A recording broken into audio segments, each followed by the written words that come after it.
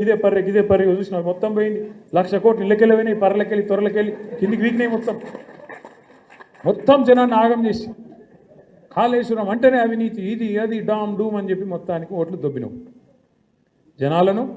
నువ్వు తర్వాత ఇంకా మల్లన్న పుల్లన్న ఉన్నారు కదా యూట్యూబ్లో, అందరు కలిసి మొత్తం కేసీఆర్ తిట్టుడే పనిగా పెట్టుకొని జనాల నెత్తులు పాడు చేసి రైతుల నెత్తులు కూడా ఖరాబ్ చేసి మొత్తానికి ఏదో జరగందేదో జరిగినట్టు చూపెట్టి ఆయనతో ఓట్లు కొట్టుకున్నారు.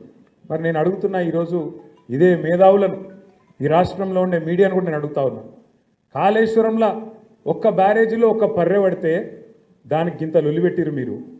మరి అలా సుంకిశాల కూలిపోతే, అక్కడ రిటైనింగ్ వాళ్ళు కూలిపోతే ఎవ్వరు మాట్లాడరు. బీజేపీ వాడు మాట్లాడాడు, కాంగ్రెస్ వాడు కుయ్యనడు. ఎస్ఎల్బీసీలో 2.5 కిలోమీటర్ల టనెల్ కూలిపోతే ఎవరు మాట్లాడరు. మీ కాడ ఏం ప్రాజెక్ట్ అది? పెద్దవాగు ఖమ్మం దగ్గర కొట్టుకపోతే, ఆ బ్రిడ్జ్ కొట్టుకపోతే ఎవడు ఎన్డీఎస్ఏ మాట్లాడాడు, ఎవడు ఎన్డీఏ మాట్లాడాడు. చూడుని ఇలా రేవంత్ రెడ్డికి రక్షణ కవచంలాగా ఉన్నది ఎవరో కాదు, బీజేపీ.